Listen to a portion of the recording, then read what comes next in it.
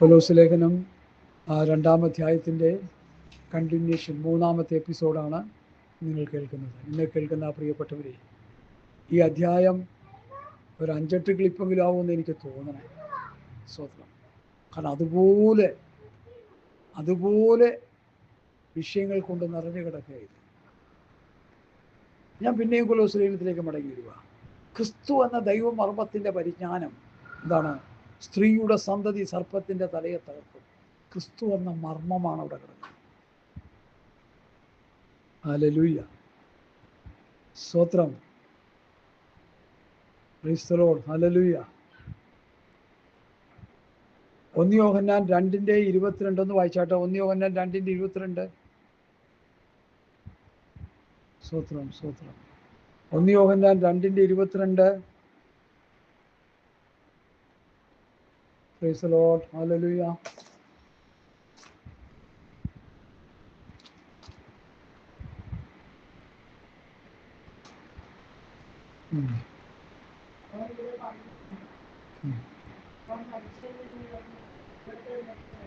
ആ 1 യോഹന്നാൻ 2:22 യേശുവിനെ ക്രിസ്തുവല്ല എന്ന് നിഷേധിക്കുന്നവൻ. അപ്പൊ യേശു ക്രിസ്തുവാണ്. ക്രിസ്തു എന്നത് ദൈവത്തിന്റെ മർമ്മമാണ്. 1 യോഹന്നാൻ 2:22 ഞാൻ പറഞ്ഞു. യേശുവിനെ ക്രിസ്തു എന്ന് നമ്മൾ വിശ്വസിക്കണം. മറിയയുടെ ഉദരത്തിൽ ജനിച്ച യേശു, ഈ പോകുന്ന യേശു, സാധുക്കളെ അനുഗ്രഹിച്ച, രോഗികളെ സൗഖ്യമാക്കി, ഭൂതങ്ങളെ പുറത്താക്കി, മനുഷ്യ ശരീരത്തിലിരിക്കുന്ന യേശു ആരാണ്? ക്രിസ്തു, ദൈവത്തിന്റെ അഭിഷക്തൻ എന്നുള്ള വാക്കിൻ്റെ അർത്ഥം. അഭിഷക്തന്മാരെന്നൊക്കെ പറയുമ്പോൾ നമ്മൾ സൂക്ഷിക്കണേ. ഒരു ദൈവദാസം വന്നു കഴിയുമ്പോൾ ഓരോരുത്തർ പറയുക, വെളിവില്ലാതെയൊക്കെ പറയുക, അഭിഷക്തൻ വരുന്നു. ക്രിസ്തുവിന് വേണ്ടി മാത്രം ഉപയോഗിക്കുന്ന പദം അഭിഷക്തൻ. ദൈവദാസൻ എന്ന് പറഞ്ഞാൽ മതി. നമ്മളൊക്കെ മനുഷ്യരാണ്, ബലഹീനരാണ്, എപ്പോഴും തെറ്റിപ്പോകുന്നവരാണ്. യാക്കോബ് പറയുന്ന പോലെ നാം പലതിലും തെറ്റിപ്പോകുന്നു. അപ്പം നമ്മൾ ചാടിക്കയറി അങ്ങനെ എങ്ങനെയെന്നൊന്നും പറയണ്ട. ക്രിസ്തു എന്ന ദൈവമർമ്മത്തിൻ്റെ പല വേഷൻസാണ് ഞാൻ പറഞ്ഞുകൊണ്ടിരിക്കുന്നത്. സ്ത്രീയുടെ സന്തതി സർപ്പത്തിൻ്റെ തലയെ തകർക്കും. അത് ക്രിസ്തുവിനെ കുറിച്ച് പറയുക.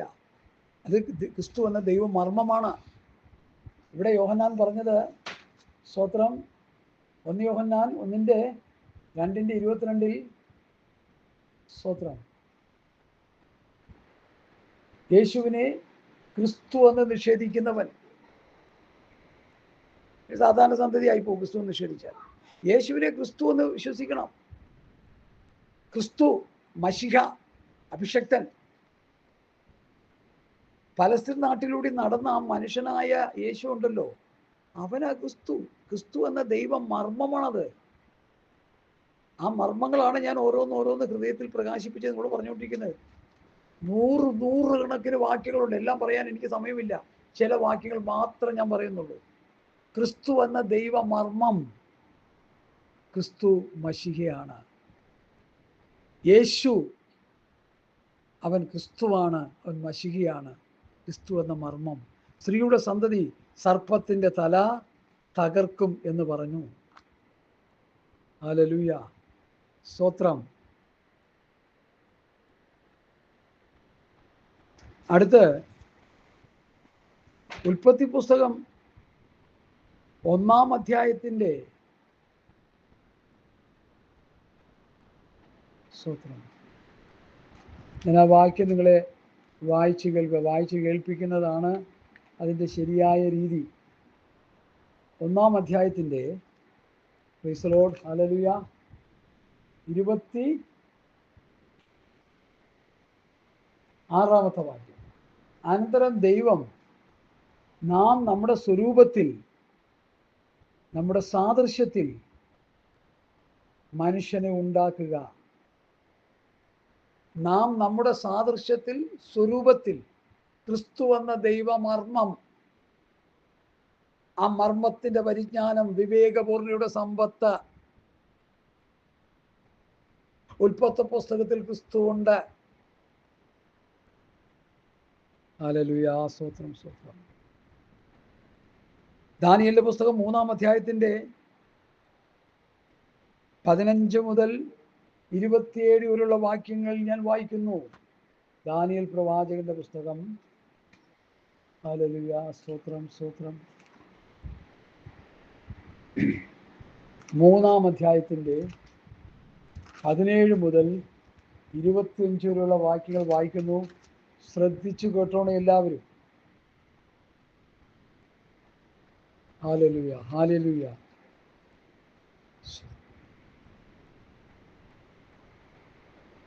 ശദ്രക്ക്, മേശക്ക്, അബേദ്നെഗോവിനെ എരിയുന്ന തീച്ചൂളയിൽ ഇട്ട് കിടന്ന പശ്ചാത്തലമാണ്.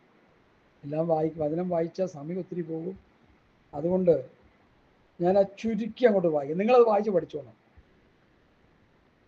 3-ന്റെ 17 മുതലുള്ള വാക്യങ്ങൾ നിങ്ങൾ വായിച്ച് പഠിച്ചോണം. അതിൻ്റെ 28 വരെയുള്ള വാക്യം വായിച്ച് പഠിച്ചോണം. ഞാൻ ആ മീറ്റായ ഭാഗം മാത്രം ആണ് ഞാൻ വായിക്കുന്നത്. ശ്രദ്ധിച്ച് കേൾക്കുക. സ്തോത്രം. ശദ്രക്ക്, മേശക്ക്, അബേദ്നെഗോവോ എന്നീ 3 പുരുഷന്മാരെ ബന്ധിക്കപ്പെട്ടവരായി എരിയുന്ന തീച്ചൂളയിൽ വീണു. നെബൂഖദ്നേസർ രാജാവ് ഭ്രമിച്ച് വേഗത്തിൽ എഴുന്നേറ്റ് മന്ത്രിമാരോട്, നാം 3 പുരുഷന്മാരെ അല്ലയോ ബന്ധിച്ച് തീച്ചൂളയിൽ ഇട്ട് കളഞ്ഞതെന്ന് ചോദിച്ചതിന് അവർ, സത്യം തന്നെ രാജാവേ എന്ന് രാജാവിനോട് വർത്തിച്ചു. അതിന് അവൻ, 4 പുരുഷന്മാർ കെട്ടഴിഞ്ഞ് തീയിൽ നടക്കുന്നത് ഞാൻ കാണുന്നു. അവർക്കൊരു കേടും തട്ടിയിട്ടില്ല. 4-മത്തവന്റെ രൂപം ദൈവപുത്രനോട് ഒത്തിരിക്കുന്നു എന്ന് കൽപ്പിച്ചു.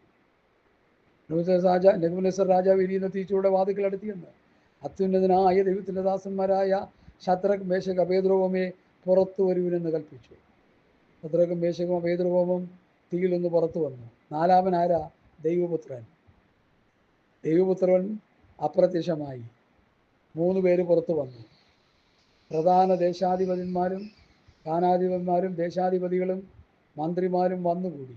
അപുരുഷന്മാരുടെ ദേഹത്ത് തീ പിടിക്കാതെയും അവരുടെ തലമുടി കരിയാതെയും കാൽച്ചട്ടയ്ക്ക് കേടുപറ്റാതെയും അവർക്ക് തീയുടെ മണം പോലും തട്ടാതെയും ഇരിക്കുന്നത് കണ്ട് അപ്പോൾ നെബൂഖദ്നേസർ രാജാവ് കൽപ്പിച്ചത്, ശദ്രക്കിൻ്റെയും മേശക്കിൻ്റെയും അബേദ്നെഗോവിൻ്റെയും ദൈവം വാഴ്ത്തപ്പെട്ടവൻ. താങ്കൾ ആശ്രയിക്കുകയും സ്വന്തം ദൈവത്തെ അല്ലാതെ വേറൊരു ദൈവത്തെ സേവിക്കുകയോ നമസ്കരിക്കുകയോ ചെയ്യാതിരിക്കാൻ തക്കവണ്ണം രാജകൽപ്പനയുടെ മറുത്ത് തങ്ങളുടെ ദേഹത്ത് തീ ഏൽപ്പിച്ചു കൊടുക്കും. സ്വത്രം. ആ വാക്യം, സ്വന്തം ദൈവത്തെ അല്ലാതെ വേറൊരു ദൈവത്തെയും സേവിക്കുകയോ നമസ്കരിക്കുകയോ ചെയ്യത്തക്കവണ്ണം രാജകൽപ്പന കൂടെ മറുത്ത് തങ്ങളുടെ ദേഹത്തെ ഏൽപ്പിച്ചു കൊടുക്കുകയും ചെയ്ത തൻ്റെ ദാസന്മാരെ, തൻ്റെ ദൂതന്മാരെ അയച്ചു വിടുവിച്ചുവല്ലോ. ഈ വിധത്തിൽ വിടുവിപ്പാൻ കഴിയുന്ന മറ്റൊരു ദൈവവുമില്ല എന്നുള്ളത്. ഞാനിവിടെ പറഞ്ഞ ഈ പറഞ്ഞ വാക്യങ്ങളൊക്കെ നിങ്ങളങ്ങ് വിട്ടോ. ഒരു കാര്യം എടുത്താൽ മതി. 4-മൊരുവൻ പ്രത്യക്ഷപ്പെട്ടു, ദൈവപുത്രൻ. ദാനിയേലിന്റെ കാലത്ത് ദൈവപുത്രൻ ഉണ്ടായിരുന്നു. സൃഷ്ടിപ്പിൻ കാലത്ത് ദൈവപുത്രൻ ഉണ്ടായിരുന്നു. നമ്മളെന്താ മനസ്സിലാക്കണം ഇതിൽ നിന്ന്? ക്രിസ്തു എന്ന ദൈവ മർമ്മത്തിന്റെ പരിജ്ഞാനം. ഹല്ലേലൂയ. കണ്ണാടിക്ക് ഇച്ചിരി കുഴപ്പമുണ്ട്. കണ്ണാടി പഴയ കണ്ണാടിയാണ്, മാറ്റാൻ പറ്റിയിട്ടില്ല. അതുകൊണ്ടാണ് പെട്ടെന്ന് അങ്ങോട്ട് കാഴ്ച ലഭിക്കുന്നില്ല. സ്തോത്രം. ഇപ്പൊ ദൈവമക്കളെ, ഉൽപ്പത്തി പുസ്തകം എഴുതുമ്പോഴും ദാനിയേൽ പ്രവാചകന്റെ പുസ്തകം എഴുതുമ്പോഴും ദൈവപുത്രനുണ്ട് അവിടെ. കൃത്യമായി ഞാൻ പറഞ്ഞു തന്നില്ലേ? ഹല്ലേലൂയ, സ്തോത്രം. നമുക്ക് നിഷേധിക്കാൻ പറ്റുമോ? ഇനി അടുത്ത വചന പഠനം, ക്രിസ്തു എന്ന ദൈവമർമ്മം. അടുത്തതിലേക്ക്, സദൃശവാക്യങ്ങളുടെ പുസ്തകം. സദൃശവാക്യങ്ങളുടെ പുസ്തകത്തിലേക്ക് വരാം. ഹല്ലേലൂയ, സ്തോത്രം സ്തോത്രം. Praise the Lord. ഹല്ലേലൂയ. സദൃശവാക്യങ്ങളുടെ പുസ്തകത്തിൽ ക്രിസ്തുവിനെ കുറിച്ച് പറഞ്ഞിരിക്കുന്ന ആ ഒരു ഭാഗം ഞാൻ ആദ്യമായിട്ട് കേട്ടപ്പോൾ സത്യത്തിൽ ഞാൻ ഞെട്ടിപ്പോയി. സാർശവാക്യം അതിൻ്റെ 8-ാം അധ്യായം 22 മുതൽ, യഹോവ പണ്ടുപണ്ടേ തൻ്റെ വഴിയുടെ ആരംഭമായി തൻ്റെ പ്രവൃത്തികളുടെ ആദ്യമായി എന്നെ ഉളവാക്കി. ഞാൻ പുരാതനമേ ആദിയിൽ തന്നെ ഭൂമിയുടെ ഉൽപ്പത്തിക്ക് മുമ്പേ നിയമിക്കപ്പെട്ടിരിക്കുന്നു. ശ്രദ്ധിച്ചു കേട്ടോണേ. പ്രൊവേർബ്സ് സദൃശവാക്യങ്ങൾ 8-22 മുതൽ, ഞാൻ പുരാതനമേ ആദിയിൽ തന്നെ ഭൂമിയുടെ ഉൽപ്പത്തിക്ക് മുമ്പേ നിയമിക്കപ്പെട്ടിരിക്കുന്നു. ആഴങ്ങളില്ലാതിരുന്നപ്പോൾ ഞാൻ ജനിച്ചിരിക്കുന്നു. വെള്ളം നിറഞ്ഞ ഉറവുകളില്ലാതിരുന്നപ്പോൾ തന്നെ, പർവ്വതങ്ങളെ സ്ഥാപിച്ചതിന് മുൻപേ കുന്നുകൾക്ക് മുമ്പും ഞാൻ ജനിച്ചിരിക്കുന്നു. അവൻ ഭൂമിയെയും വയലുകളെയും ഭൂതലത്തിൻ്റെ പൊടിയെയും തുകയെയും ഉണ്ടാക്കിയിട്ടില്ലാത്ത സമയത്ത് തന്നെ അവൻ ആകാശത്തെ ഉറപ്പിച്ചപ്പോഴും ഞാൻ അവിടെ ഉണ്ടായിരുന്നു. ശ്രദ്ധിക്കണേ, അവൻ ആകാശത്തെ ഉറപ്പിച്ചപ്പോഴും ഞാൻ അവിടെ ഉണ്ടായിരുന്നു. പിതാവാം ദൈവം ആകാശത്തെ, അല്ലെങ്കിൽ യഹോവയായ ദൈവം ആകാശത്തെ ഉറപ്പിച്ചപ്പോൾ ക്രിസ്തു അവിടെ ഉണ്ടായിരുന്നു. ദൈവം ആഴത്തിൻ്റെ ഉപരിതലത്ത് വൃത്തം വരച്ചപ്പോഴും അവൻ മീതെ മേഘങ്ങളെ ഉറപ്പിച്ചപ്പോഴും ആഴത്തിൻ്റെ ഉറവുകൾ തടിച്ചപ്പോഴും വെള്ളം അവൻ്റെ കൽപ്പനയെ അതിക്രമിക്കാതെ വണ്ണം അവൻ സമുദ്രത്തിന് അതിർ വെച്ചപ്പോഴും ഭൂമിയുടെ അടിസ്ഥാനം ഇട്ടപ്പോഴും ഞാൻ അവൻ്റെ അടുക്കൽ ശില്പിയായിരുന്നു. കർത്താവായ ദൈവപുത്രൻ യേശുക്രിസ്തു ശില്പിയായിരുന്നു. ഇടപെടാതെ അവൻ്റെ മുൻപിൽ വിനോദിച്ചു കൊണ്ടിരുന്നു. ദിനം പ്രതി അവൻ്റെ പ്രമോദമായിരുന്നു. അവൻ്റെ ഭൂതലത്തിൽ ഞാൻ വിനോദിച്ചു കൊണ്ടിരുന്നു. എൻ്റെ പ്രമോദം മനുഷ്യപുത്രന്മാരോട് കൂടെ ആയിരുന്നു. ശ്രദ്ധിച്ചേ. ഹല്ലേലൂയ. ഇനി ഇങ്ങനെ നിർത്തിയിട്ട് അത് നിങ്ങൾ വായിച്ച് പഠിച്ചോണം. അത്രയും ഭാഗം സദൃശവാക്യങ്ങൾ 8-22 മുതൽ 31 വരെ എല്ലാവരും വായിച്ച് പഠിക്കണം. യേശുക്രിസ്തുവിൻ്റെ ദൈവത്വത്തെയും യേശുക്രിസ്തുവിൻ്റെ മഹത്വത്തെയുമാണ് ഈ വേദഭാഗങ്ങൾ വെളിപ്പെടുത്തുന്നത്. ഇനി യോഹന്നാൻ്റെ സുവിശേഷം 1-ാം അധ്യായത്തിലേക്ക് വരാം. ആദിയിൽ വചനമുണ്ടായിരുന്നു, വചനം ദൈവത്തോടു കൂടിയായിരുന്നു, വചനം ദൈവമായിരുന്നു, അവൻ ആദിയിൽ ദൈവത്തോടു കൂടിയായിരുന്നു. സകലവും അവൻ മുഖാന്തരം ഉളവായതൊന്നും അവനെ കൂടാതെ ഉളവായതല്ല. അവനിൽ ജീവനുണ്ടായിരുന്നു, ജീവൻ മനുഷ്യരുടെ വെളിച്ചമായിരുന്നു. വെളിച്ചം ഇരുളിൽ പ്രകാശിക്കുന്നു, ഇരുളോ അതിനെ പിടിച്ചടക്കയില്ല. അവൻ ആദിയിൽ ദൈവത്തോടുകൂടി ഉണ്ടായിരുന്നു. ആര്? കർത്താവായ യേശുക്രിസ്തു ആദിയിലുണ്ടായിരുന്നു. വരുവിൻ, നാം നമ്മുടെ സ്വരൂപത്തിൽ ദൈവത്തെ മനുഷ്യനെ സൃഷ്ടിക്കാം. മനുഷ്യ സൃഷ്ടിയിലും കർത്താവ് കൂടെയുണ്ട്. ആ മനുഷ്യപുത്രന്മാരോടുകൂടി ഉല്ലസിച്ചു കൊണ്ടിരുന്നു, സല്ലപിച്ചുകൊണ്ടിരുന്നു എന്നാണ് സദൃശവാക്യം 28-22 പോലുള്ള വായിച്ചപ്പോൾ നമ്മൾ കേട്ടത്. അവൻ്റെ പ്രമോദം മനുഷ്യപുത്രന്മാരോടുകൂടി ആയിരുന്നു. പലസ്തീൻ നാട്ടിലെ മനുഷ്യപുത്രന്മാരോടുകൂടി അവൻ തിന്നുകുടിച്ചു, സംസാരിച്ചു, സന്തോഷിച്ചു. ഹല്ലേലൂയ. ഇതാണ് ക്രിസ്തു എന്ന ദൈവമർമ്മത്തിൻ്റെ പരിജ്ഞാനം. ഈ പരിജ്ഞാനം നമുക്ക് വേണം. യേശുക്രിസ്തുവിൻ്റെ ദൈവത്വത്തെ തെളിയിക്കാനാണ് ഞാൻ ഇതൊക്കെ പറഞ്ഞുകൊണ്ടിരിക്കുന്നത്. ഇന്നത്തെ കാലഘട്ടത്തിൽ യേശുക്രിസ്തുവിൻ്റെ ദൈവത്വത്തിന് തുരങ്കം വയ്ക്കുന്ന ദുരുപദേഷ്ടക്കന്മാർ കുമിളുപോലെ മുളച്ചു വന്നുകൊണ്ടിരിക്കുക. പൂക്കാട്ടുപടി കിടപ്പുണ്ട് ഒരു സഹോദരനും കൂട്ടരും. എറണാകുളത്തുണ്ട്, കേരളത്തിലുണ്ട്, ഭാരതത്തിലുണ്ട്, 14 ജില്ലകളിലുണ്ട്, 28 സംസ്ഥാനങ്ങളിലുണ്ട്, ആഗോള വ്യാപകമായുണ്ട്. യേശുക്രിസ്തുവിൻ്റെ ദൈവത്വത്തെ നിഷേധിക്കുന്ന കള്ളപ്രവാചകന്മാരും ദുരുപദേഷ്ടകന്മാരും കുമിളുപോലെ മുളച്ചു വന്നുകൊണ്ടിരിക്കുക. യേശു ദൈവപുത്രൻ എന്നാണ് അവർ പറയുന്നത്. യേശു ദൈവപുത്രനാണ്, യേശു ദൈവമാണ്. വാക്യം തരാം. വാക്യങ്ങൾ ഇഷ്ടം പോലെ ഉണ്ടെന്നേ. 100 കണക്കിന് 200 കണക്കിന് 300 കണക്കിന് വാക്യങ്ങൾ കിടപ്പുണ്ട് പുസ്തകത്തിലെ. ഒരു സാക്ഷി ഉളവാക്കിയാൽ പോരെ? ഒരു വാക്യത്തിന് ഇണയായി കിട്ടിയാൽ മതി വിഷയം തെളിയിക്കാൻ, വിഷയം സമർത്ഥിക്കാൻ, ഒരു ഉപദേശം സ്ഥാപിക്കാൻ. എന്നാൽ അനേക വാക്യങ്ങൾ എടുത്ത് സമർത്ഥിക്കാൻ കഴിയും. മനസ്സിലായി? യോഹന്നാൻ 1-1 മുതൽ 5 വരെ ദൈവമക്കൾ വായിച്ചു പഠിച്ചു. ഈ യോഹന്നാൻ 5 ക്രിസ്തു എന്ന ദൈവമർമ്മത്തിൻ്റെ പരിജ്ഞാനം, ക്രിസ്തു എന്ന ദൈവമർമ്മം, യേശു ക്രിസ്തു ദൈവപുത്രനാണ്, അതൊരു മർമ്മമാണ്. അതാണ് ഞാൻ ഈ തെളിയിച്ചുകൊണ്ടിരിക്കുന്നത്. യോഹന്നാന്റെ സുവിശേഷം 5-ാം അധ്യായത്തിൻ്റെ 19 വാക്യങ്ങൾ അങ്ങ് വായിക്കുമ്പോൾ തന്നെ കാര്യങ്ങൾ മനസ്സിലാവും. ആകയാൽ യേശു അവരോട് ഉത്തരം പറഞ്ഞത്, ആമേൻ ആമേൻ ഞാൻ നിങ്ങളോട് പറയുന്നു, പിതാവ് ചെയ്ത് കാണുന്നതല്ലാതെ പുത്രന് സ്വതവേ ഒന്നും ചെയ്യുവാൻ കഴിയുകയില്ല. അവൻ ചെയ്യുന്നതെല്ലാം പുത്രനും അവണ്ണം തന്നെ ചെയ്യുന്നു. പിതാവ് പുത്രനെ സ്നേഹിക്കുകയും താൻ ചെയ്യുന്നതൊക്കെയും അവന് കാണിച്ചു കൊടുക്കുകയും ചെയ്യുന്നു. നിങ്ങൾ ആശ്ചര്യപ്പെടുമാറ് ഇവയിൽ വലിയ പ്രവൃത്തികളും അവൻ കാണിച്ചു കൊടുക്കും. പിതാവ് മരിച്ചവരെ ജീവിപ്പിക്കുന്നത് പോലെ പുത്രനും താൻ ഇച്ഛിക്കുന്നവരെ ജീവിപ്പിക്കുന്നു. എല്ലാവരും പിതാവിനെ ബഹുമാനിക്കുന്ന പോലെ പുത്രനെയും ബഹുമാനിക്കുന്നു. പിതാവ് ആരെയും ന്യായം വിധിക്കാതെ ന്യായവിധിയെല്ലാം പുത്രന് കൊടുത്തിരിക്കുന്നു. പുത്രനെ ബഹുമാനിക്കാത്തവൻ അവനെ അയച്ച പിതാവിനെയും ബഹുമാനിക്കുന്നില്ല. ആമേൻ ആമേൻ ഞാൻ നിങ്ങളോട് പറയുന്നു, എൻ്റെ വചനം കേട്ട് എന്നെ അയച്ചവനെ വിശ്വസിക്കുന്നവന് നിത്യജീവനുണ്ട്. അപ്പൊ കർത്താവിൽ വിശ്വസിച്ചാലാണ് നിത്യജീവൻ. കർത്താവ് ആരാ? ദൈവപുത്രനാണ്, ദൈവമാണ്. സ്ത്രീയുടെ സന്തതി സർപ്പത്തിന്റെ തലയെ തകർക്കുമെന്ന് പറഞ്ഞാൽ മോശയ്ക്ക് തല തകർക്കാൻ പറ്റുമോ? മോശയ്ക്ക് എന്തെങ്കിലുമൊക്കെ ചെയ്യാൻ പറ്റുമോ? നിത്യജീവൻ കൊടുക്കാനായിട്ട് മോശയ്ക്ക് എലിയാവിലെ ദാവീദിനൊക്കെ പറ്റുമോ? പറ്റത്തില്ല. അവരൊക്കെ അത്ഭുതങ്ങൾ അടയാളങ്ങളെ കാണിച്ചവരാ. ഫറവോന്റെ പാമ്പിനെ മോശയുടെ പാമ്പ് വിഴുങ്ങി, കാര്യമൊക്കെ ശരിയാ. നിത്യജീവനുമായിട്ടുള്ള ബന്ധം വരുമ്പോൾ ഒന്നും നടക്കില്ല. ഇവിടെ എന്താ പറയുന്നത്? എന്നിൽ വിശ്വസിക്കുന്നവര് നിത്യജീവനുണ്ട്. ക്രിസ്തു എന്ന ദൈവമർമ്മത്തിന്റെ പരിജ്ഞാനം.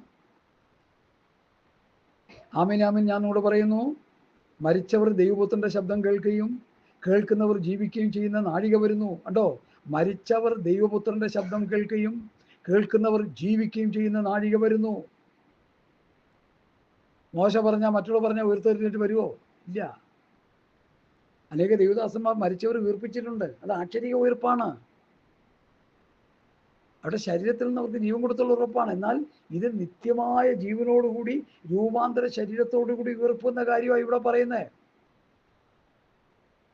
രൂപാന്തര ശരീരത്തോടെ ഉയർത്ത് നിത്യ ശരീരം, രൂപാന്തര ശരീരം, കഷ്ടതയില്ലാത്ത, മരണമില്ലാത്ത, ദുഃഖമില്ലാത്ത, മുറവിളിയില്ലാത്ത ഒരു രൂപാന്തര ശരീരം.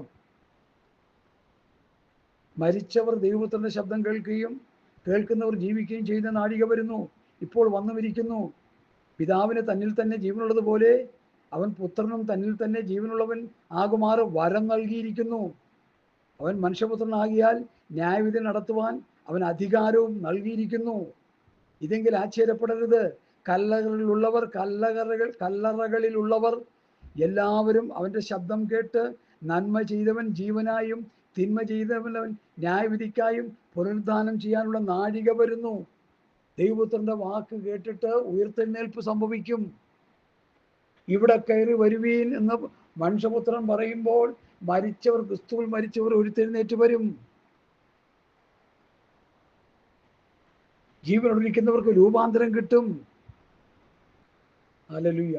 അത് ദൈവപുത്രനിലൂടെയാണ് സംഭവിക്കുന്നത്. അത് കർത്താവിലൂടെയാണ് സംഭവിക്കുന്നത്.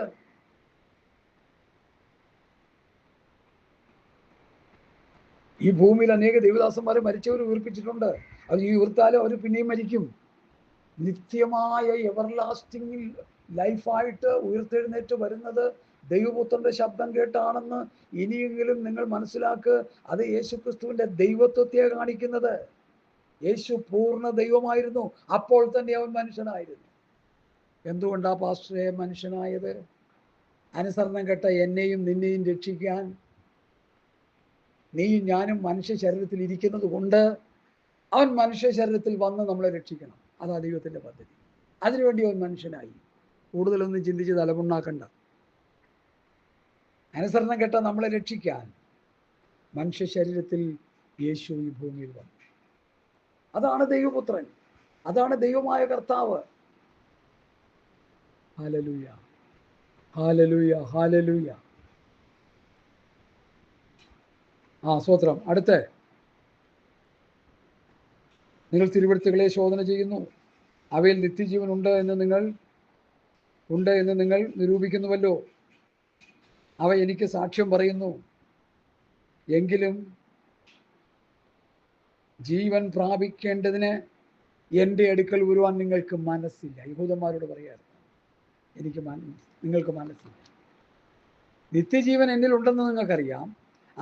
അത് തിരുവെഴുത്തുകൾ പറയുന്നു എന്നുള്ളത് നിങ്ങൾക്കറിയാം.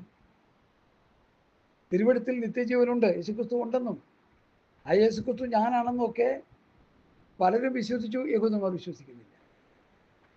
ജീവൻ പ്രാപിക്കേണ്ടതിന് എൻ്റെ അടുക്കൽ വരാൻ നിങ്ങൾക്ക് മനസ്സില്ല.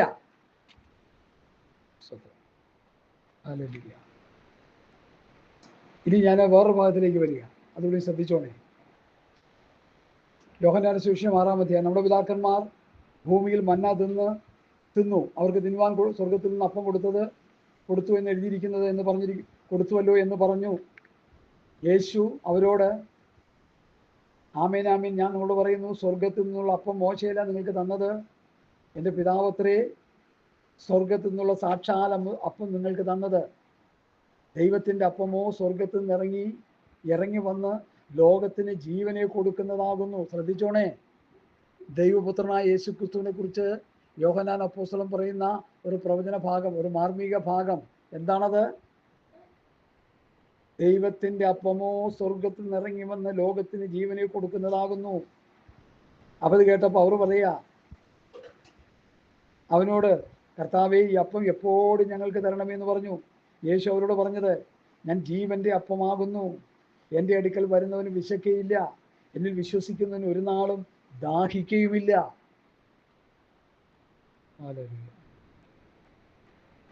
നിങ്ങൾ എന്നെ കണ്ടിട്ട് വിശ്വസിക്കുന്നില്ല എന്ന് ഞാൻ നിങ്ങളോട് പറഞ്ഞുവല്ലോ. പിതാവ് എനിക്ക് തരുന്നതൊക്കെയും എൻ്റെ അടുക്കൽ വരും. എൻ്റെ അടുക്കൽ വരുന്നവന് ഞാൻ ഒരു നാളും തള്ളിക്കളയുകയില്ല. ഞാൻ എൻ്റെ ഇഷ്ടമല്ല, എന്നെ അയച്ചവൻ്റെ ഇഷ്ടം അത്രേ ചെയ്യുവാൻ സ്വർഗത്തിൽ നിന്ന് ഇറങ്ങി വന്നിരിക്കുന്നത്. അവൻ എനിക്ക് തന്നതിൽ ഒന്നും കളയാതെ എല്ലാം ഒടുക്കത്തെ നാളിൽ ഉയർത്തെഴുന്നേൽപ്പിക്കണമെന്നാകുന്നു എന്നെ അയച്ചവൻ്റെ ഇഷ്ടം. പുത്രനെ നോക്കിക്കൊണ്ട് അവനിൽ വിശ്വസിക്കുന്ന ഏവനും നിത്യജീവൻ ഉണ്ടാകണം എന്നാകുന്നു എൻ്റെ പിതാവിൻ്റെ ഇഷ്ടം. ഞാൻ അവനെ ഒടുക്കത്തെ നാളിൽ ഉയർത്തെഴുന്നേൽപ്പിക്കും. ഈ മർമ്മം മനസ്സിലായോ? പുത്രനെ നോക്കിക്കൊണ്ട് അവനിൽ വിശ്വസിക്കുന്ന ഏവരും നിത്യജീവൻ ഉണ്ടാകണം. അപ്പൊ യേശു ക്രിസ്തു വിശ്വസിക്കുമ്പോൾ നിത്യജീവൻ ഉണ്ടാകും. നമ്മുടെ വിഷയം നിത്യജീവനാ.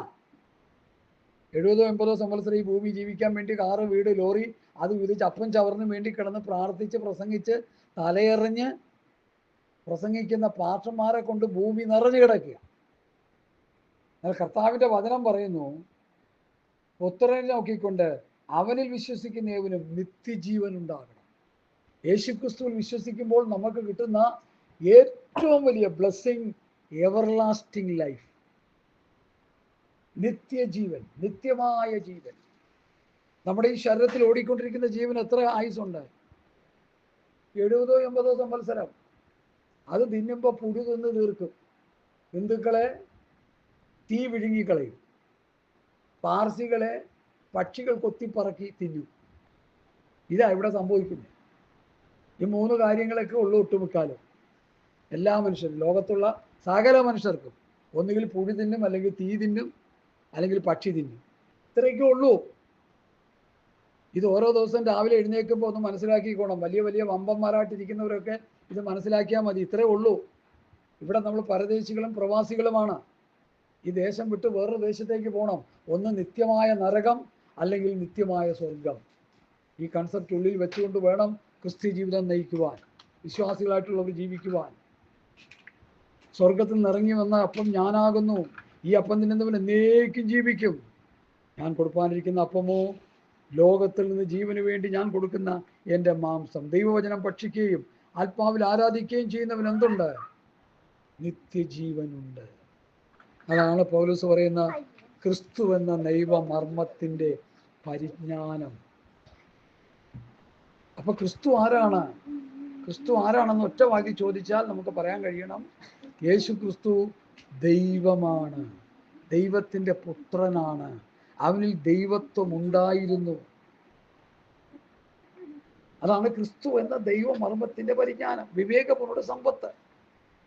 ഈ വചനത്തിലൂടെ നമ്മൾ ഈ വചനത്തിൻ്റെ വെളിപ്പാടുകൾ പ്രാപിച്ച് വചനത്തിലൂടെ ഈ വിവേകം നമുക്ക് വന്നു കഴിയുമ്പോൾ യേശുക്രിസ്തു ദൈവമാണെന്ന് നമുക്ക് പൂർണ്ണമായിട്ട് വിശ്വസിക്കാൻ കഴിയും. യേശുക്രിസ്തുവിന്റെ ദൈവത്വത്തെ നിഷേധിക്കുന്ന കോടാനുകോടി ദുരുപദേഷ്ടക്കന്മാർ ഈ ലോകത്തിൽ ആവിർഭവിച്ചിട്ടുണ്ട്. യേശുക്രിസ്തു ഈ ഭൂമിയിൽ വന്നില്ല എന്ന് സമർത്ഥിക്കുന്ന നിരീശ്വരവാദികളുണ്ട്.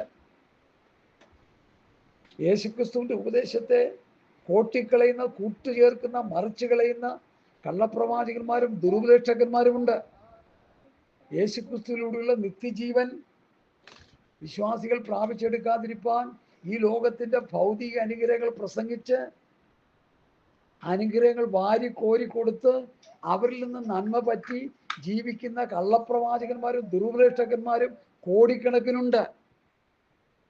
അവരുടെ ഇടയിൽ കർത്താവിൻ്റെ സ്ലീഹന്മാർ അല്ലെങ്കിൽ അപ്പോസ്തലന്മാർ പ്രസംഗിച്ചതുപോലെ ഈ പഥ്യവചനം, പഥ്യോപദേശം പ്രസംഗിക്കുന്നവർ വളരെ വിരളമാണ്. അതുകൊണ്ട് അവർ പറയുന്ന ഉപദേശം കേൾക്കുമ്പോഴേ നമുക്ക് ഈ വചനത്തിൻ്റെ വെളിപ്പാടുകൾ കിട്ടും. ക്രിസ്തു എന്ന ദൈവമർമ്മത്തിൻ്റെ പരിജ്ഞാനം, വിവേകപൂർണതയുടെ സമ്പത്ത്. അതല്ലേ യോഹന്നാന്റെ സുവിശേഷം 20:28 വാക്യം ഒന്ന് വായിച്ചു. 20:28 യോഹന്നാന്റെ സുവിശേഷം 20:28. അവിടെ ഒരു പ്രധാന മാർമിക സത്യം യോഹന്നാൻ അപ്പോസ്തലൻ വെളിപ്പെടുത്തുന്നുണ്ട്. 20:28 തോമസ് അവനോട്, എൻ്റെ കർത്താവും എൻ്റെ ദൈവവും ആയുള്ളവേ എന്ന് ഉത്തരം പറയും. അവിടെ എന്താ എഴുതിയിരിക്കുന്നത്? എൻ്റെ കർത്താവും ദൈവവും ആയുള്ളവേ. അപ്പൊ തോമസ് പറയുകയാണ്, എൻ്റെ കർത്താവേ, എൻ്റെ ദൈവമേ, ഓ മൈ ലോർഡ്, എൻ്റെ ദൈവം. അപ്പൊ യേശുക്രിസ്തു ദൈവമാണോ? യേശുക്രിസ്തുവിന്റെ ദൈവത്വത്തെ നിഷേധിക്കുന്ന ദുരുപദേഷ്ടകന്മാരില്ലേ? ദൈവപുത്രനാണെന്ന് മാത്രം പറഞ്ഞ് പ്രസംഗിക്കുന്നവരില്ലേ? ഇനി പുത്രൻ ഉണ്ടെങ്കിൽ ഈ അപ്പന്റെ അധികാരം പുത്രനാണല്ലോ. അപ്പന്റെ കാലശേഷം പുത്രനാണല്ലോ ചെയ്യേണ്ടത്. മനുഷ്യരീതി ചിന്തിച്ച അവർ തമ്മിലുള്ള ബന്ധം എന്താ? ഒരു രക്തമല്ലേ? അത് ജഡപ്രകാരം നമ്മൾ ചിന്തിക്കുന്നതാ. യേശുക്രിസ്തു പരിശുദ്ധാത്മാവിൽ ഉൽപ്പാദിതമായി എന്നാണ് എഴുതിയിരിക്കുന്നത്. അപ്പൊ ദൈവത്താലാണ് യേശുക്രിസ്തു ജനിക്കുന്നത് പോലും. ജോസഫിന്റെ മറിയുടെ പുത്രനല്ല. ഇന്നത്തെ കത്തോലിക്കരും ഇന്നത്തെ കുറെ ക്രിസ്തീയ വിഭാഗക്കാരും യേശുക്രിസ്തുവിന്റെ ദൈവത്വത്തെ നിഷേധിച്ചുകൊണ്ട് അവർ പറഞ്ഞുകൊണ്ടിരിക്കുക, പല ചപ്പൻ ചവറും ഒക്കെ പറഞ്ഞുകൊണ്ടിരിക്കുക. ഞങ്ങളുടെ കൂടെ നടന്നവർ പോലും യേശുക്രിസ്തു ദൈവപുത്രനാണെന്ന് വിശ്വസിക്കുന്ന കള്ളപ്രവാചകന്മാരുണ്ടായിട്ടുണ്ട്. അവരുമായിട്ട് ഞങ്ങൾ ബന്ധം പണ്ടേ മുറിച്ചു കളഞ്ഞു. അതൊക്കെ പറയുമ്പോൾ അവർക്ക് അതൊന്നും മനസ്സിലാകത്തില്ല. കാരണം സാത്താൻ തലമുണ്ടേ കയറിയ പിന്നെ എന്താ മനസ്സിലാകാനാ? അതുകൊണ്ട് എന്നെ കേൾക്കുന്ന പ്രിയപ്പെട്ടവരെ, യേശുക്രിസ്തുവിന്റെ ദൈവത്വത്തെ ആരെങ്കിലും നിഷേധിച്ചാൽ അവനിൽ യേശുക്രിസ്തുവിന്റെ ആത്മാവാണെന്ന് ഞങ്ങൾ പ്രസംഗിക്കും. അതങ്ങനെയാണ് താൻ. ഇനി വേറൊന്ന്, യേശുക്രിസ്തുവിലൂടെ നമുക്ക് ലഭിക്കുന്ന അനുഗ്രഹങ്ങൾ മുഴുവൻ ആത്മീകമാണ്, ഭൗതികമല്ല. സ്വർഗത്തിലെ സകല ആത്മീയ രംഗത്താൽ ക്രിസ്തുവേശുവിലൂടെ നമ്മെ അനുഗ്രഹിച്ചിരിക്കുന്ന പിതാവാം ദൈവം വാഴ്ത്തപ്പെട്ടവൻ. പിതാവാം ദൈവം ക്രിസ്തുവേശുവിലൂടെ നമ്മെ അനുഗ്രഹിച്ചു. അത് ആത്മീകമായിട്ടാണ്, ഭൗതികമായിട്ടല്ല. ഉണ്മാൻ ഉടുപ്പാനുണ്ടെങ്കിൽ മതിയെന്ന് വിചാരിച്ചോളാം. സ്വത്ത് സമ്പാദിക്കാൻ വളഞ്ഞ വഴി പ്രയോഗിക്കരുത്. രക്തം വേർപ്പാക്കി അധ്വാനിച്ചുണ്ടാക്കണം. വല്ലവൻ്റെ മെഴുക്ക് തിന്നാൻ നമ്മൾ പോകരുത്. നീ വേർപ്പോടെ ഭക്ഷിക്കുമെന്ന് ആദാമിനോട് പറഞ്ഞെങ്കിൽ ആദാമി സന്തതികൾ മുഴുവൻ അങ്ങനെ തന്നെ ചെയ്യണം. നമ്മൾ വേർക്കുമ്പോൾ, നമ്മൾ അധ്വാനിക്കുമ്പോൾ എല്ല് മുറിയെ തിന്നാൻ നമുക്ക് നന്മയുണ്ടാകും. എല്ല് മുറിയെ പണിയെടുത്താൽ പല്ല് മുറിയെ തിന്നാവുന്ന പഴമൊഴി.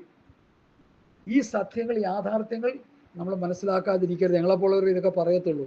കാരണം മറ്റുള്ളവർക്ക് ഇതൊന്നും പറയാൻ അറിയത്തില്ല. അവർക്ക് ഈ അനുഗ്രഹം, നന്മ, വിടുതൽ എന്ന് പറഞ്ഞുകൊണ്ടിരിക്കുക.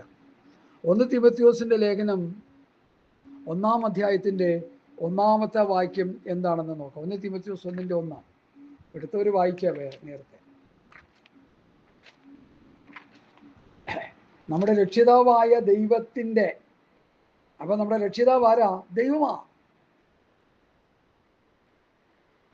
നമ്മുടെ പ്രത്യാശയായ ക്രിസ്തു യേശുവിൻ്റെയും കൽപ്പന പ്രകാരം.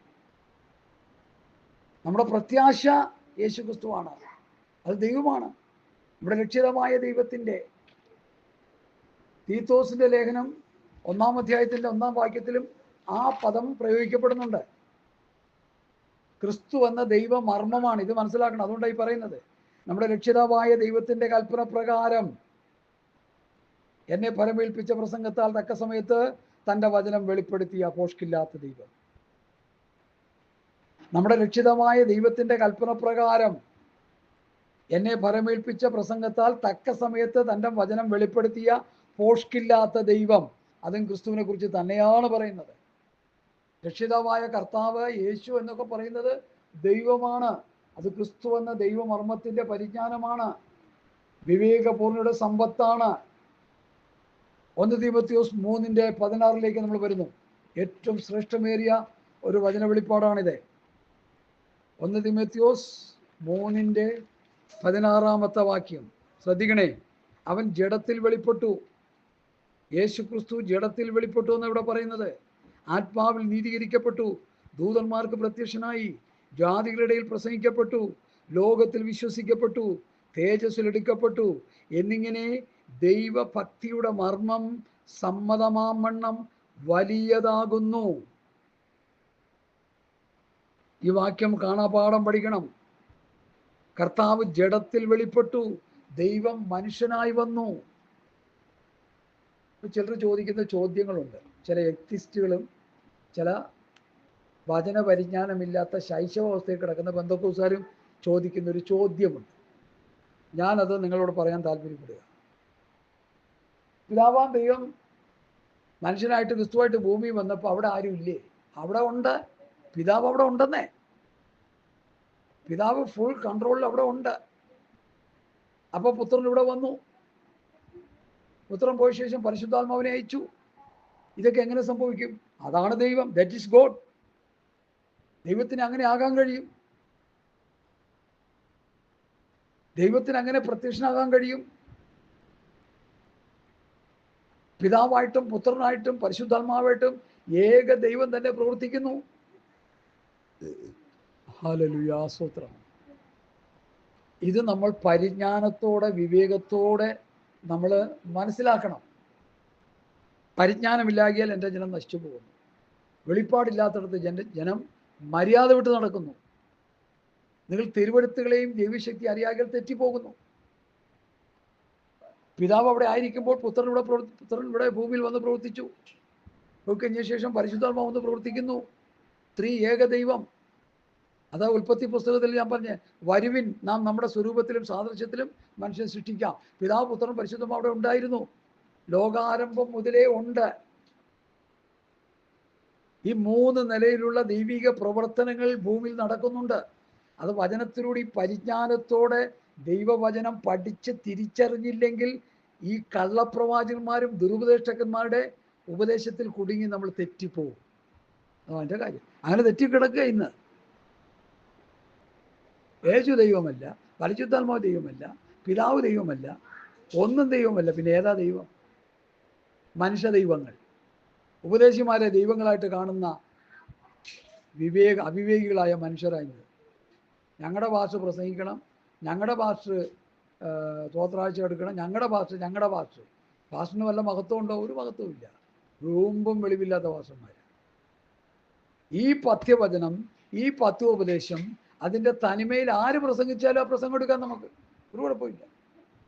അത് തനിമയിലായിരിക്കണം. സത്യങ്ങളെ ആരും കൂട്ടിക്കളയരുത്, കൂട്ടിച്ചേർക്കരുത്, മറിച്ച് കളയരുത്. അതിൻ്റെ തനിമ നഷ്ടപ്പെടുത്താതെ ആര് പ്രസംഗിച്ചാലും ആ പ്രസംഗം കേൾക്കണം. അല്ലാത്തത് കേട്ടാൽ നമ്മൾ ദൈവത്തിൽ നിന്ന് അകന്നു പോകും, കർത്താവിൽ നിന്ന് അകന്നു പോകും, വചനത്തിൽ നിന്ന് അകന്നു പോകും, വചനവ്യവസ്ഥയിൽ നിന്ന് അകന്നു പോകും. ഈ സത്യം നമ്മൾ നന്നായിട്ട് മനസ്സിലാക്കണം. അവൻ ജഡത്തിൽ വെളിപ്പെട്ടു. God was manifest in flesh. God was manifest in the flesh. അവൻ ജഡത്തിൽ വെളിപ്പെട്ടു.